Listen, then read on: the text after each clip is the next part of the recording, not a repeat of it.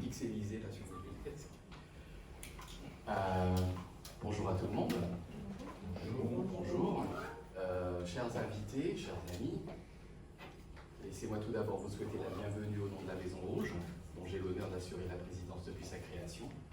À ce titre, j'aimerais remercier Christian Emmanuel, ainsi que tout le personnel de la Maison Rouge qui a permis la réalisation de ce programme.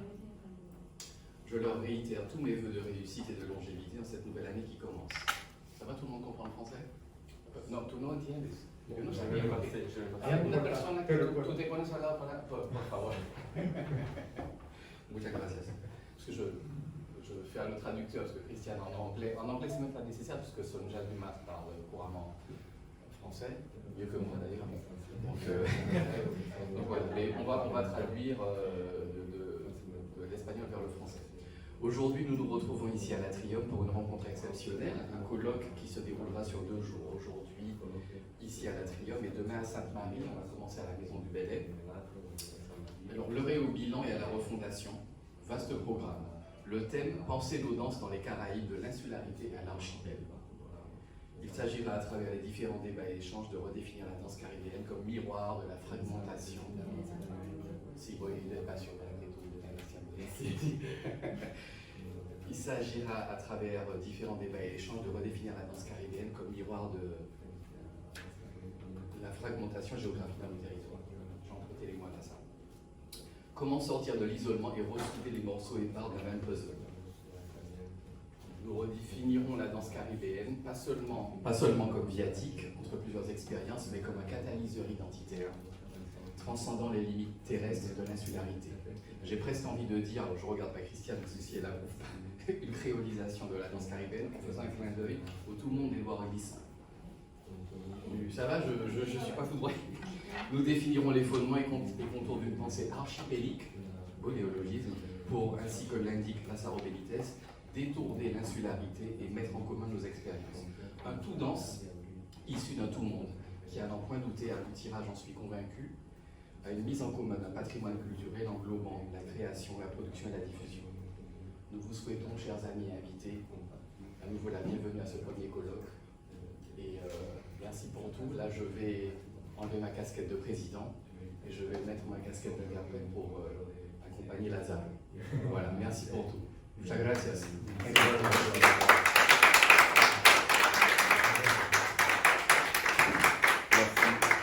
Merci Ivan. Et moi, je vais faire mon intervention en français.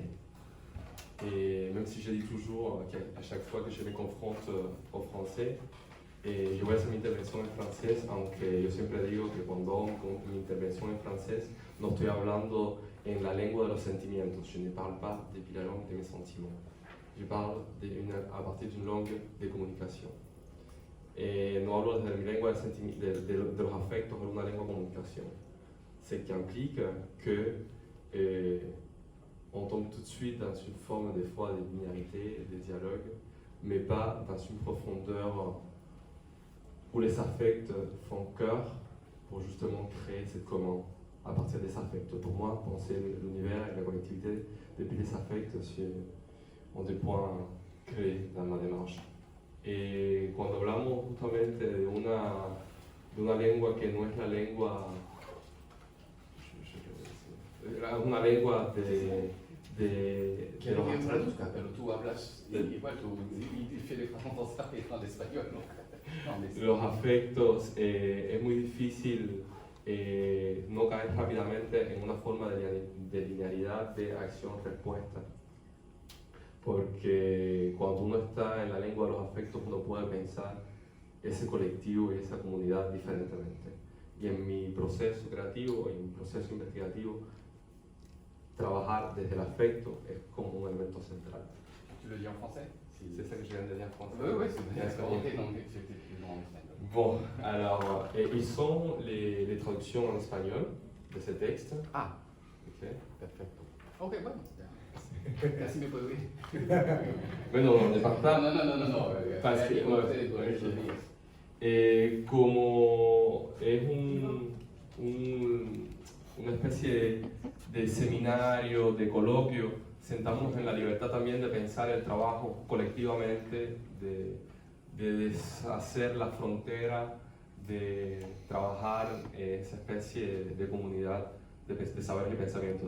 Comme nous sommes dans une colloque qui est aussi un séminaire, soyez-vous libres de casser cette frontière, de travailler, de partager, de se sentir libre pour qu'on peut sortir des cadres que des fois nous imposent ce type d'espace.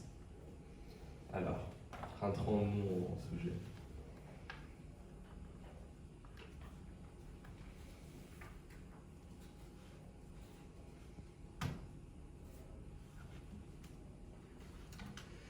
Buenos días a todas, todos, todes. Bonjour à toutes et tous. Hello everyone. Merci de votre présence aujourd'hui. Merci à nos amis qui arrivent de loin, traversant les dures réalités de la mobilité dans les Caraïbes. Merci pour la possibilité de se rendre ces 2 journées ici à Martinique. Je voudrais les nommer.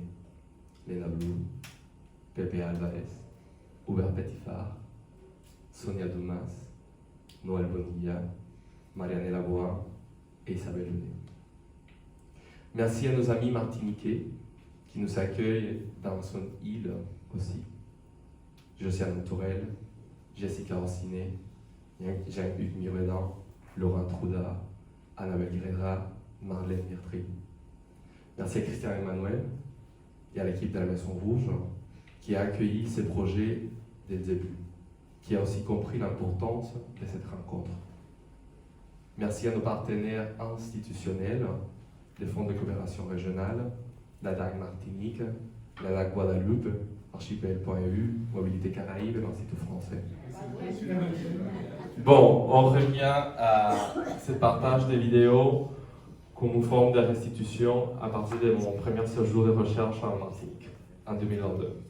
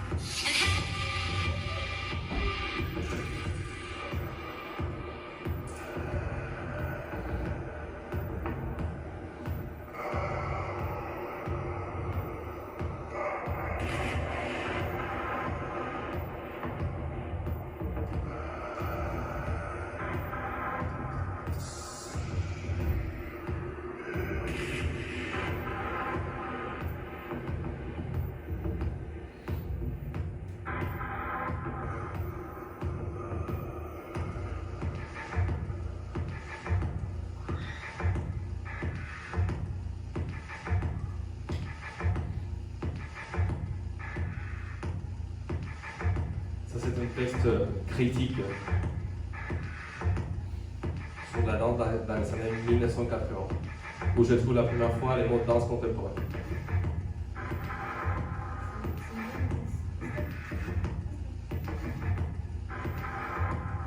C'était ma recherche à partir de les mots danse.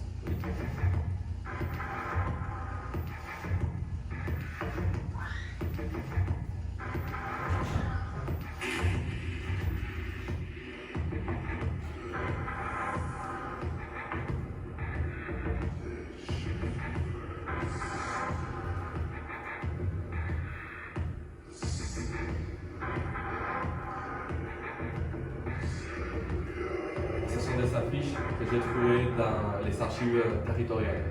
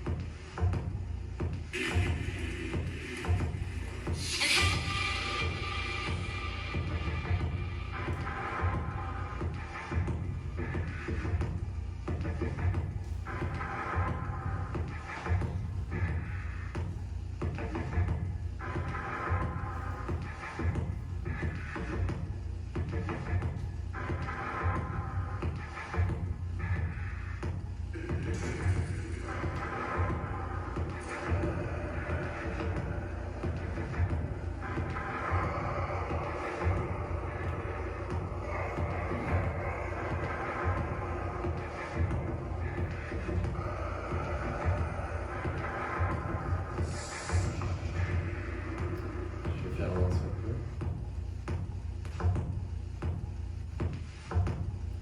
Maintenant, ça va devenir un peu interactif. Yo quise hacer una coreografía, construir con mi cuerpo, dejándome habitar por los archivos.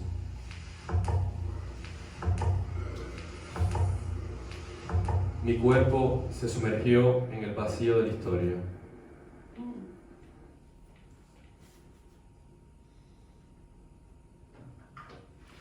Quisiera que construyésemos juntos esta danza futurista.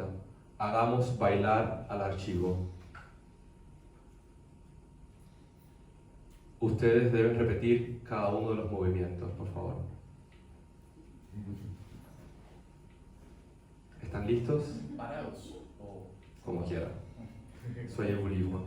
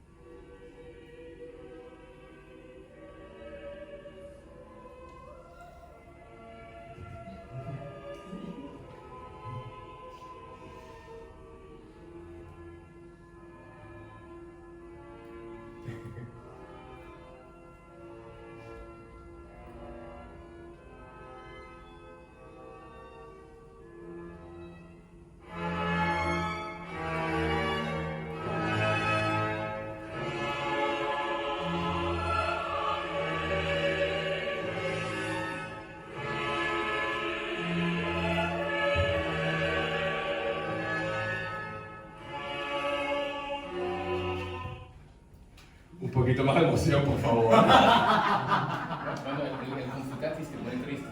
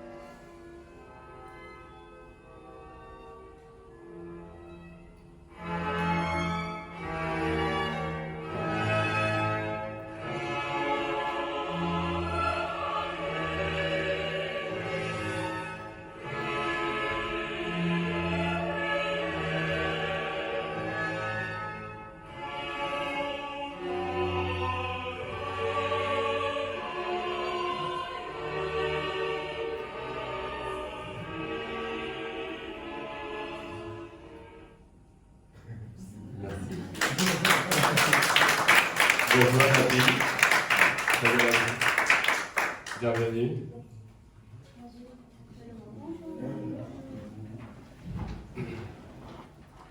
Les titres Penser les danses dans les Caraïbes, une alternative pour décentrer les histoires dominantes, situent le déroulement des questions que je suis censé de vous délivrer aujourd'hui. Quand j'avais choisi les titres de cette conférence, le corpus analytique qui doit supporter la réflexion qui donne titre à la conférence n'était pas clair dans ma tête. Beaucoup de choses à dire, une forte nécessité de remplir les vides, la page en blanc, les silences. En 2020, j'ai initié un processus de recherche suite à constater que dans les centres nationaux de la danse à Paris, il n'y avait pas de texte qui fasse référence du contexte chorégraphique dans les Caraïbes. Sans doute, je m'attendais au moins à trouver quelque chose sur les artistes vivant dans les départements d'outre-mer. Seulement les livres Technica, méthodologie des principes d'Elena Blue et Más que una nota al pie de Lorna Bursal en anglais étions la représentation des chorégraphes des Caraïbes. Les formations en danse à Cuba m'avaient donné la possibilité de nommer très facilement les chorégraphes et certaines œuvres des artistes européens et venant des États-Unis, alors que c'était impossible de faire les mêmes gestes avec les artistes des Caraïbes. Sauf pour les artistes de la Martinique et la Guadeloupe que j'ai pu rencontrer entre 2015 et 2019. L'effet d'habiter les continents avait remarqué ma condition d'insulaire.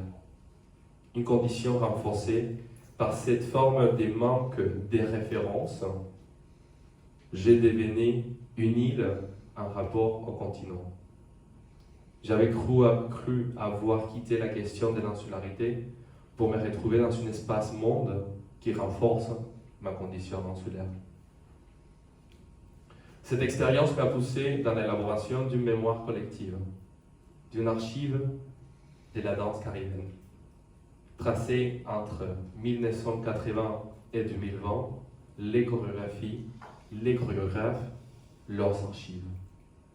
Aujourd'hui, ces colloques devient la deuxième partie de cette recherche initiale qui repose sur l'élaboration d'une cartographie de la danse contemporaine dans les Caraïbes entre 1980 et 2020. J'ai souhaité vous partager l'analyse réalisée lors de mon travail de terrain pendant 2022 et 2023 en Martinique, République dominicaine et Cuba.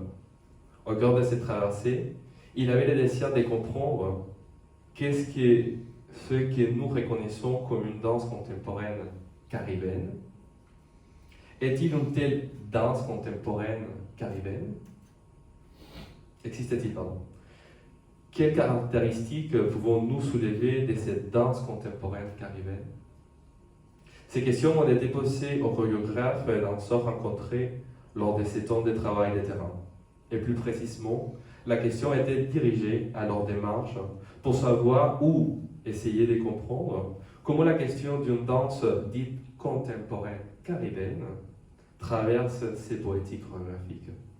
D'une part, comment les chorégraphes se sont ou pas concernés par cette question, et d'autre part, comment les œuvres témoignent ou pas d'une relation d'appartenance à un territoire déterminé. Partant du fait que les Caraïbes insulaires est un espace fragmenté, linguistique, économique, géographique, social et politique. Cette fragmentation obéit au désir historique des grandes puissances et au pouvoir colonial de recodifier territorialement les mondes avec l'objectif de mieux les connaître, de mieux les dominer. Ce qui explique la difficulté que nous avons pour pouvoir imaginer un être collectif. Pourtant, cette fragmentation nous empêche de construire une forme d'imaginaire commun qui ne repose pas uniquement dans notre histoire de violence, esclavagisme, extermination et domination. Il avait dans ma démarche un désir non déclaré de proposer une autre ligne historique, qui n'était pas la dominante. Alors, les questions posées au début de cette recherche sont devenues des questions opérationnelles. Si ces questions apparaîtront comme opérationnelles, et certainement pour défaire, démonter ce que nous pouvons appeler comme les politiques de l'universel. Les concepts d'universel donnés par danse contemporaine se pluralisent dans cette confrontation qui les place face aux signifiants caribéens. Dans les 3 territoires travaillés, la catégorie contemporaine a soulevé des tensions multiples. Certains éléments structurants marquant une différence significative dans l'approche de chaque territoire, que chaque territoire peut avoir avec cette discipline. Les conditions sociales, économiques et politiques, la structuration d'un système de formation en danse, la valorisation du métier de danseur et de chorégraphe, l'accès par le public à des espaces de diffusion, et aussi l'historiographie, la mémoire et l'archive en danse. Alors, il fallait montrer comment les signifiants caribéens étaient les lieux de cette confrontation et de cette tension. D'abord, comment la condition caribéenne nous permettait de réinventer une tradition hétérodoxe et diasporique de l'universalisme, qui implique la danse contemporaine. Partir du sujet caribéen repose dans une pratique critique qui démonte toute référence englobante, toute assimilation avec les contextes dominants. Pourtant, toute forme de lecture et regard universaliste. Nous positionner depuis l'espace caribéen nous invite à déplacer notre façon d'observer les mondes, déplacer notre rapport à l'autre, faire de la Caraïbe un espace qui bifracte. Une des problématiques apparues dans ce processus, c'était lié au corpus, c'est-à-dire comment délimiter la figure caribéenne. Pour cela, nous avons centré la recherche uniquement sur les Caraïbes insulaires, francophones et hispanophones. Aussi, il y avait ceux et celles qui n'ont jamais quitté le territoire, d'autres qui sont partis entre 2 et 20 ans pour se former et avoir une expérience sur les continents. D'autres sont décidés de revenir sur les territoires où sont grandis leurs parents. Autres sont arrivés sur les territoires à un jeune âge. Pour avoir une compréhension plus ou moins équilibrée de la problématique, nous avons décidé de travailler dans un premier temps uniquement avec les artistes qui se sont installés sur les territoires caribéens, et dans un deuxième temps avec ceux et celles qui ne vivent pas sur les territoires insulaires caribéens. Stuart Hall, dans son ouvrage Identité et culture, politique des Cultural Study, essaie de montrer que le processus culturel ne se réalise pas à sens unique, qu'il est d'abord un lieu de conflit et des classes. Les cultures ou les groupes sociaux dépendants ou marginaux ont une culture propre. Ici, il nous explique qu'en 1951, début de la vague migratoire des sites francophones vers le Royaume-Uni, les points de vue dominants ont été que les Caraïbes n'avaient pas de culture propre, dans la mesure où ils étaient les produits manifestes de plusieurs traditions culturelles différentes, anglaises, espagnoles, hollandaises, portugaises, africaines, indiennes, chinoises, etc. Toutes ces cultures étaient contraintes par les transculturalismes propres à cette partie du monde. Pas convaincu de cette thèse, Stuart Hall a commencé à aborder les questions de la culture et l'identité d'une manière radicalement nouvelle. Cela implique à décentrer le regard et le récit à l'intérieur de ces structures colonialistes à l'époque, encore aujourd'hui, qui deviennent les espaces académiques universitaires. À ce moment, il commence à pister la littérature anthropologique dans la région avec Melville Helskovis sur l'héritage africain, les poètes caribéens du mouvement de l'Amérique du Sud, Fernando Ortiz sur la transculturation et les sucres à Cuba, price marks et les syncrétismes religieux, etc. Cette expérience montre les écarts entre les institutions de pouvoir académique dominantes qui ont observé les territoires colonisés uniquement comme centre d'exploitation, expansion et puissance des métropoles. Alors qu'en parallèle, sur les conditions de domination et sans avoir les mêmes rapports de force, ces espaces deviennent aussi des laboratoires politiques et utopiques, des espaces aussi de résistance. Des laboratoires qui servent à construire des imaginaires propres, actualiser et élaborer une identité pour chaque île, et plus tard, une identité qui arrivera à l'issue de tous les processus diasporiques, relations métropole et territoire d'outre-mer, territoire indépendant, mais d'outre-mer, etc. Bonjour Karine Benac. Bienvenue. Alors, le processus diasporique m'a permis de trouver une seule commune sur laquelle baser mon analyse. C'est-à-dire que nous avons avant tout une société construite par les résultats d'un déplacement linguistique, corporel, culturel et gestuel. Des Caraïbes entre les Caraïbes, de l'Europe vers les Caraïbes, de l'Asie vers les Caraïbes, de l'Orient proche vers les Caraïbes, et par conséquent des Caraïbes vers ces territoires, dans son circulation continue. Ce qui fait que nous soyons des sociétés de dislocation, de disjonctions, séparées dans les temps comme dans l'espace de tout lieu, qui auraient pu passer comme une autre, qui aurait pu passer pour ou être construit comme celui de l'origine, pas à la maison, comme l'explique Stuart Hall. À ce point, apparaît la question de comment tracer les voies des artistes chorégraphes de la danse dite contemporaine, pour essayer d'élaborer une forme de cartographie et à la fois comment compiler toutes les années des mémoires produites. Nos histoires sont avant tout marquées par des ruptures violentes et abruptes, par les silences et les vides. C'est à travers un processus de violence réelle et symbolique qu'a eu lieu la renaissance des Caraïbes. Le fait de ne pas être accroché à aucun laboratoire de recherche, ni devoir restituer un objet précis dans le cadre d'une étude universitaire, je me suis permis d'expérimenter des outils et des méthodes pour accompagner ma démarche, davantage sortis du regard anthropologique sans les refuser entièrement. Utiliser les corpus scientifiques apportés par les sociologues, écrivaines, historiennes, etc. de la région. Car c'était évident qu'il serait impossible de détruire la maison du maître avec les outils proposés, donnés et légitimés par le maître. Alors, il fallait avoir la capacité de décrire les particularités des artistes chorégraphes de la région, comprendre la multiplicité des sources qui se croisent dans les sujets caribéens, surtout pour ceux et celles qui, au fil du temps, sont devenus la périphérie de la périphérie. L'un des enjeux que j'ai remarqué chez les chorégraphes avec lesquels j'ai travaillé pendant cette période, c'est repose sur la construction permanente d'un contre-esthétique ou d'une esthétique de la relation qui détourne l'essence d'un style en entrant en dialogue avec d'autres phénomènes locaux, gestes, sonorités, corporité, couleurs, traditions, etc.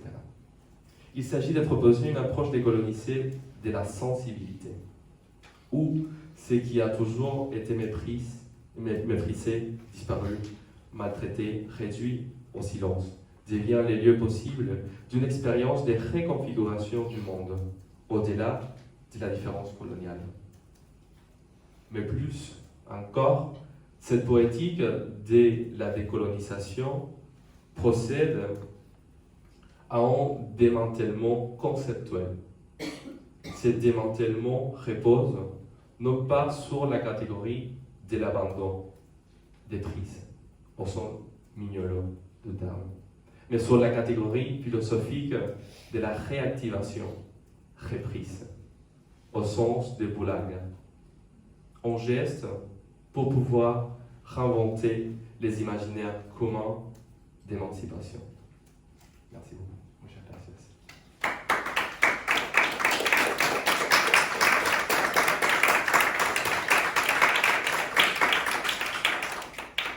Bon, normalement, on passe au moment des dialogues. S'il y a des questions, des commentaires, éléments. On a un micro là, là, ça micro.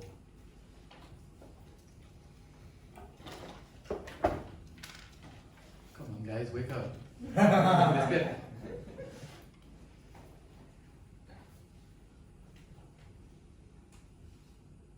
Lina, le décalage horaire qui te... Ouais, le gros décalage horaire. Moi, je suis bien convaincue que vous avez dit. Merci Lazaro, je suis désolée d'avoir été en retard. Gracias, Lázaro. Lo siento por haber llegado un poco tarde. Surtout que ça m'a mis en appétit. Et du coup, simplement, je voulais rebondir sur. Je trouvais ça intéressant ce que tu disais sur une contre-esthétique ou esthétique de la relation. Et alors, pourquoi est-ce que tu vois l'esthétique de la relation comme une contre-esthétique finalement?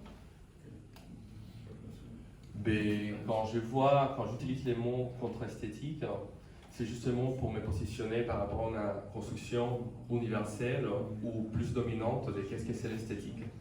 Alors, pour moi, c'est très intéressant d'observer comment ces pratiques locales, beaucoup moins visibles, beaucoup moins répertoriées, quand je dis local, je parle de la région Caraïbes, ont quand même produit une forme d'esthétique qui ne répond pas nécessairement à des imaginaires dominants ou qui ne sont pas répertoriés dans la façon d'observer ou d'analyser l'esthétique depuis un regard dominant. Et c'est pour ça que j'utilise ces mots de contre-esthétique comme une alternative pour justement détourner ces façons de regarder, ces façons d'analyser les œuvres, esthétiquement parlant, mais aussi gestuellement parlant. Et c'est aussi parce que dans cette question de la relation, de comment on s'est mis en commun, pour moi, il y a une valeur fondamentale dans l'essence.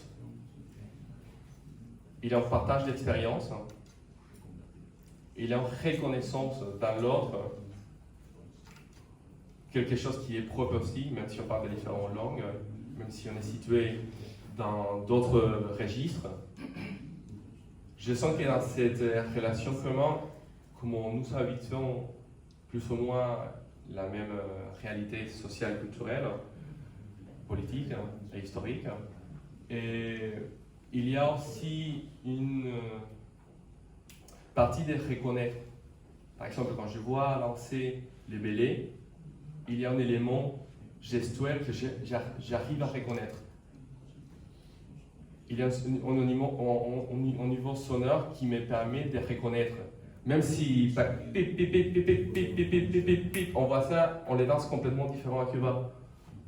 Il y a une variété, mais il y a une sonorité qui m'est chère. Il y a une construction des éléments esthétiques qui me sont chers, dans le sens, si on pense dans l'élaboration de l'espace, le travail avec la voix, les corporités. Il y a des éléments que j'arrive à traduire. Et c'est très intéressant parce qu'en étant en France, la plupart des diffuseurs, ils me disaient qu'il manquait des éléments pour comprendre ce que je faisais. Et ça, c'est une réalité que j'ai entendue aussi à Navegadra, que j'ai entendue aussi Léna, Christian, Laurent. J'ai entendu à différentes reprises. Cette façon de questionner ou nous dire bon, je n'étais pas très accroché à la pièce alors, parce qu'il me manque des éléments de lecture. Et là, pour moi, c'était fondamental comprendre d'abord à quoi il faisait référence, comment un langage, du moment à l'autre, devenait un langage étrange pour quelqu'un. Comment il y a déjà une construction de ce regard, à mon avis, qui permet à cette personne de ne pas rentrer dans ce qu'il appelle langage. Et à la fois, je me suis posé la question de l'autre côté, je me suis dit, nous, on est toujours en capacité, ou on est censé être capable, de, si on voit des artistes venant de continents plus grands, de comprendre tout. La question ne se pose pas de la même façon. Et là, j'ai trouvé qu'il y avait une petite rupture dans cette construction esthétique. C'est-à-dire, on est tous censés avoir la même vision esthétique dite dominante, alors que pour moi, les artistes caribéens, ils s'essayent, pour moi, il y en a intérêt. Pas tous, on ne pourrait pas rentrer dans les détails. Peut-être chacun à son niveau, chacun à sa place, chacun à son endroit. Il essaye aussi de produire un contre-discours face à cette structure dominante.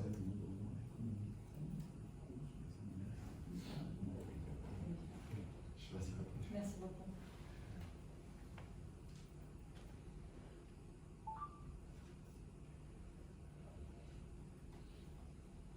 Oui.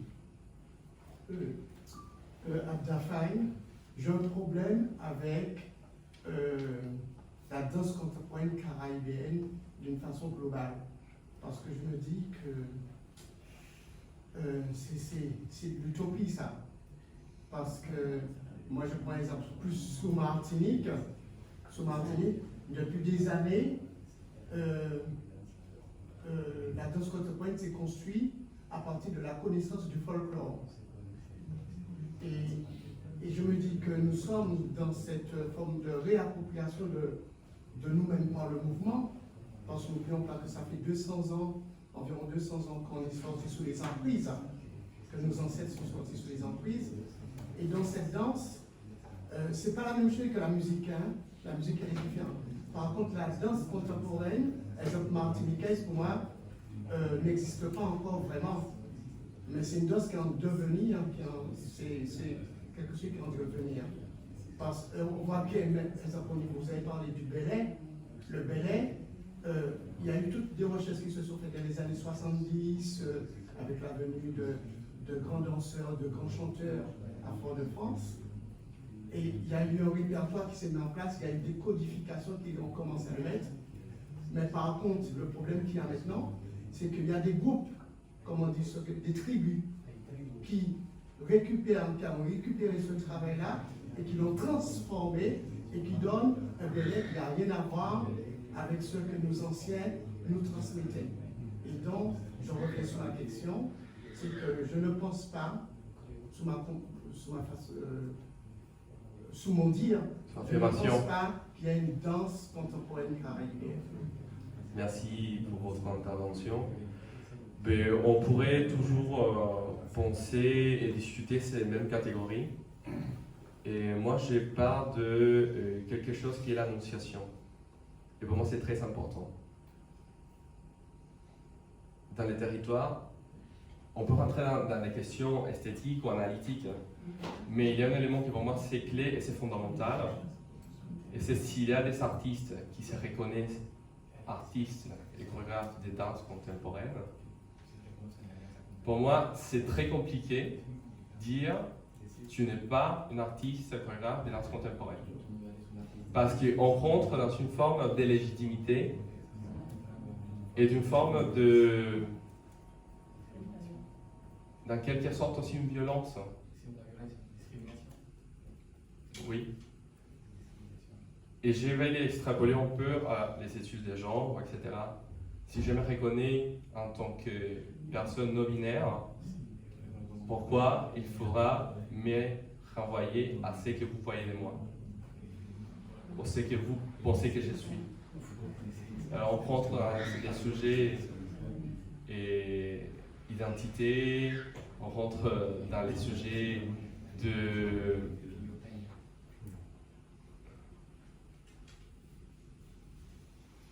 Oui, basiquement des identités.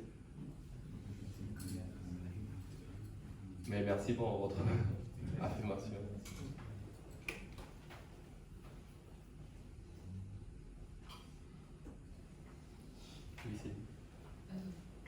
Tu parles de ne pas utiliser les outils habituels de la recherche. Moi, j'aimerais bien que tu reviennes dessus pour pouvoir expliquer peut-être ce que tu fais de différent, peut-être les positions que tu prends qui peuvent être différentes, pour comprendre justement en quoi ta méthode de recherche diffère de la méthode habituelle universitaire.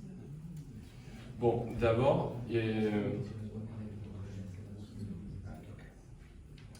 le fait même que je ne suis pas dans un espace, comme je disais, académique, que je dois répondre à certaines formes institutionnalisées, ça me permet d'avoir une forme de liberté.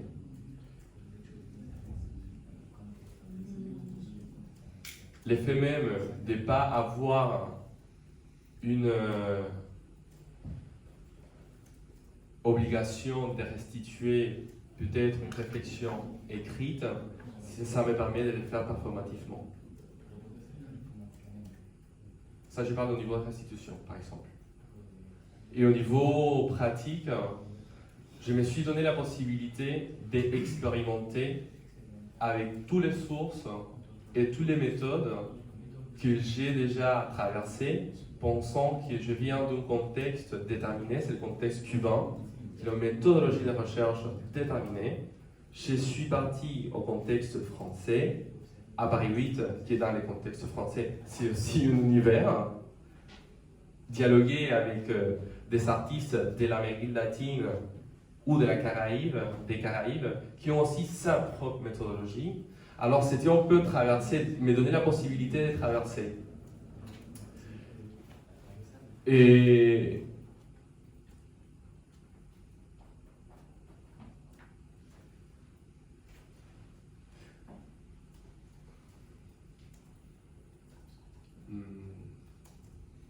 oui, cette possibilité de pouvoir expérimenter librement avec chaque élément que j'ai trouvé, avec chaque élément d'archive, chaque parole, comment faire de ça, ou comment l'analyser peut-être, ou la garder différemment. Au moins, c'était toujours la question, c'était toujours présent.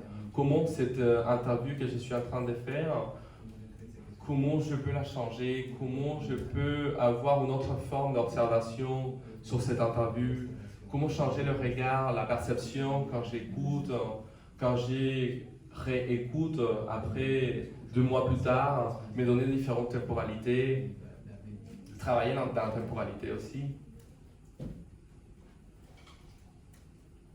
La façon de l'écriture,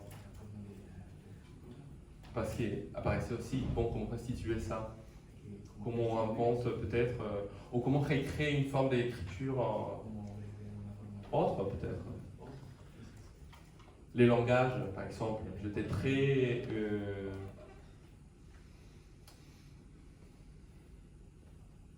je ne sais pas, on a trouvé le mot en français, désolé. Dilo en castellano. Mais en français ça marche pas. Tu es sorprendido. En el buen sens. Surprenant. T'étais surpris? Surpris. Surpris? Étonné. Voilà. Étonné, peut-être, ouais, c'est trop grand à l'étonné. De voir comment, dans chaque territoire que j'ai pu visiter, il avait quelque chose dans les langages qui aussi s'échappait d'une forme universelle, si on veut dire. J'étais confronté à ce qui se passe bonjour Alain, de mettre une forme de note au bas du pied de page. C'est-à-dire, par exemple, quand je parlais l'autre jour, le mot tigre qui s'utilise en République dominicaine. Déjà une invention, moi, si je ne suis pas si je ne me laisse pas porter par cette variation de langage, je peux être complètement passé à côté, complètement être étrange face à cette sonorité, ces mots qui pour moi ne sont pas des mots que je connais, même si on parle le même castellano. Alors j'étais tout le temps obligé à resituer ces mots. Resituer. Et pour moi c'était super intéressant parce que d'un coup, les présupposés de moi croire comprendre, même si on parle castellano, il était complètement cassé. Et ça, pour moi, c'était très très intéressant. Si on parle de langage. Et comment restituer aussi dans cette forme de recherche un langage qui traverse toutes ces formes de langage, toute cette diversité.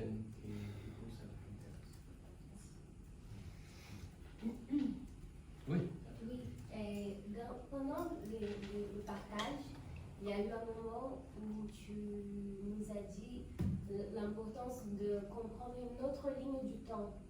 Et quand on pense à ligne de temps, on va penser à des moments qui marquent. Est-ce qu'il y a quelques moments dans l'histoire qu'on n'a pas la compréhension et qui étaient comme ça fondamentales pour orienter ta recherche? Moi, justement, j'ai travaillé et pas d'une façon temporelle, par exemple. Je n'ai pas créé une linéarité, bon, les années 80, 81, non. J'ai commencé à travailler avec les sources, comme elles commencent à arriver à moi, comme elles se sont présentées à moi. Et j'ai commencé à créer des petites îles dans ces univers pour après créer une forme de dialogue entre ces univers temporels qui n'étaient pas un temps, on va dire, linéaire, présent, passé, présent, futur. Déjà, j'ai dit, il y a aussi une... Parce que si l'urgence pour moi, c'était bon, comment on va peut-être à ce temps passé, mais en regardant cette présent. Comment on travaille cette autre temporalité, des fois. Comment on peut mettre en dialogue ça. Comment on se situe peut-être dans son temps intermédiaire. Comment voir ces autres temporalités déjà travaillées, analysées. Il y avait vraiment une liberté de la temporalité.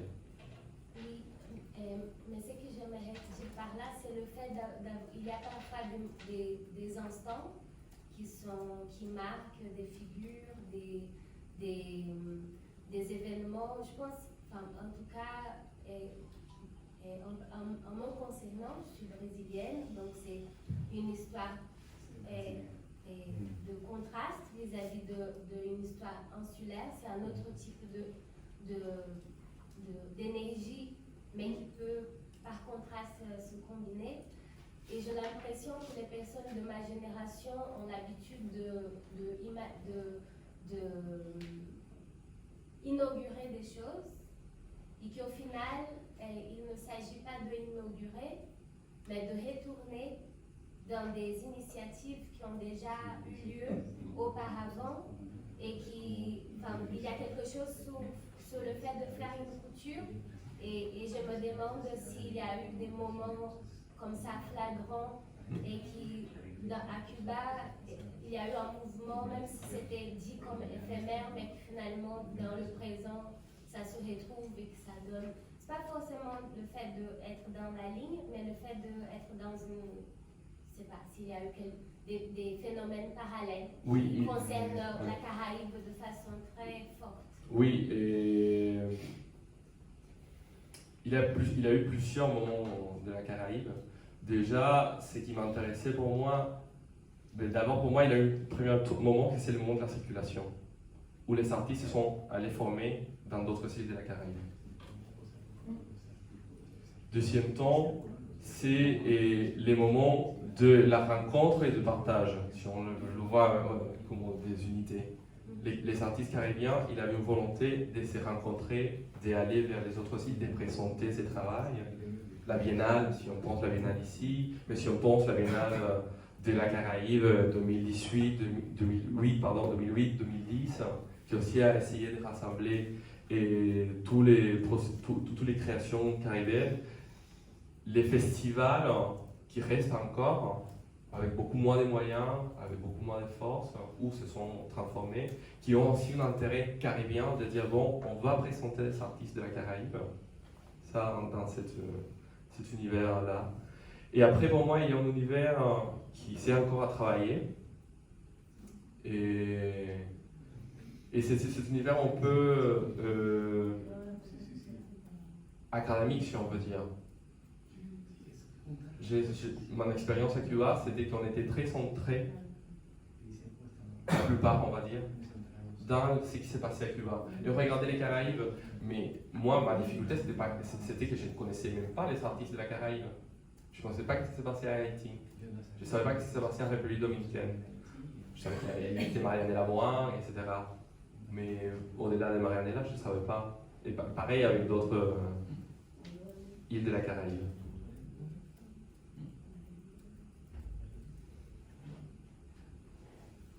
Ouais. Et après, c'est aussi cette question toujours au niveau politique, quelles sont les politiques qui sont mises en place pour justement avancer sur ces questions-là. Et là, j'ai trouvé qu'il y a eu un moment qui était très important, c'était au début des années 2000, il y a eu une importance de rassembler toute cette Caraïbe, mais qu'après, ça a diffuminé, ça a disparu, etc. Je ne sais pas si maintenant je vais réussir.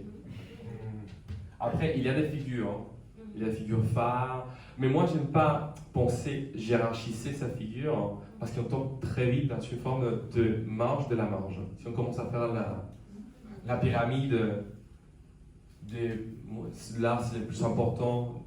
Moi, j'aime bien les voir tous dans une forme d'horizontalité, bien si on sait qu'il y a des gens qui sont beaucoup travaillés dans les territoires, mais il y a d'autres qui ont eu un parcours différent ailleurs, et ça, c'est super intéressant aussi, c'est super intéressant de le valoriser aussi.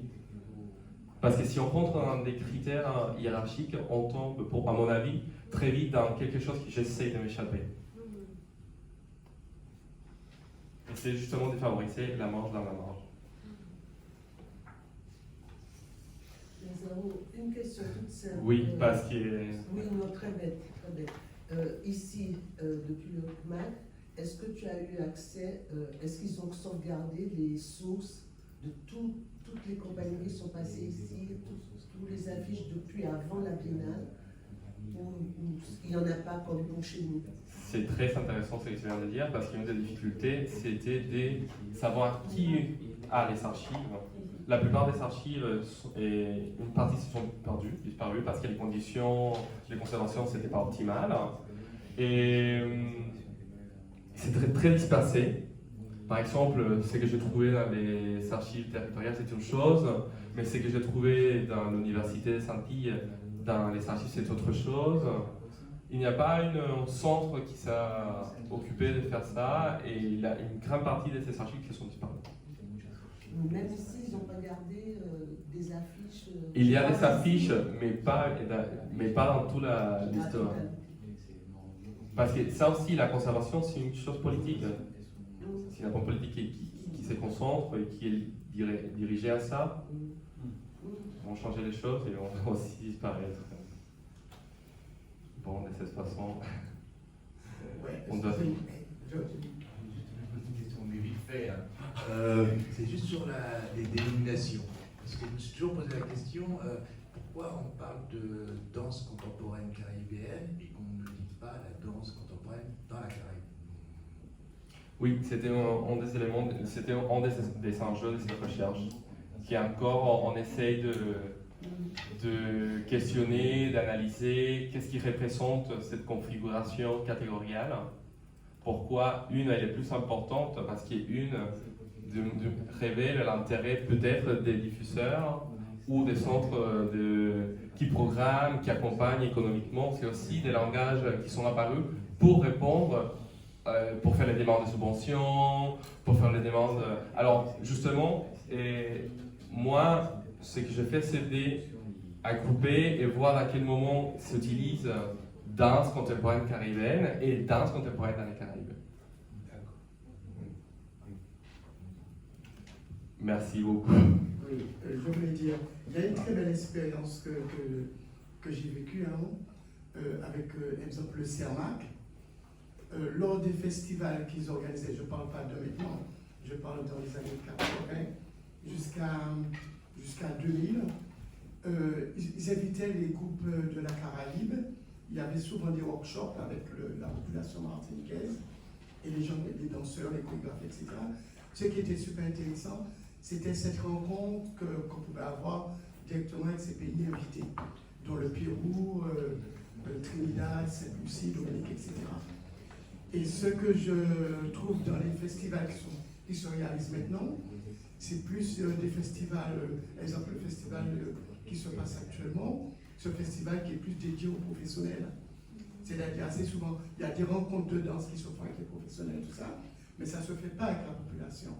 Et ce qui est intéressant, c'est de voir comment, dans cette époque-là, on avait très peu d'argent, où il y avait beaucoup de bénévoles qui faisaient de poissons pilotes, mais tout le monde était amené à apprendre la danse des pays invités.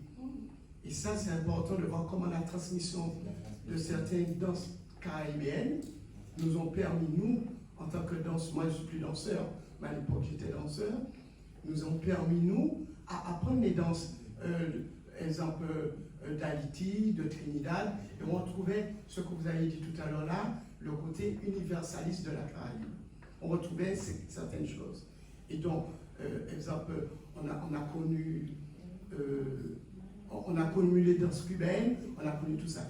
Et le problème qui se passe, c'est que les transmissions se faisaient comme ça. Et les Martiniquais souvent je dis que le Martiniquais n'a plus besoin de se justifier, de dire je suis caribéen, parce qu'il apprenait tout ce qui se passait au niveau, grâce à ce festival, grâce à la politique culturelle du CERMAC à l'époque. Merci.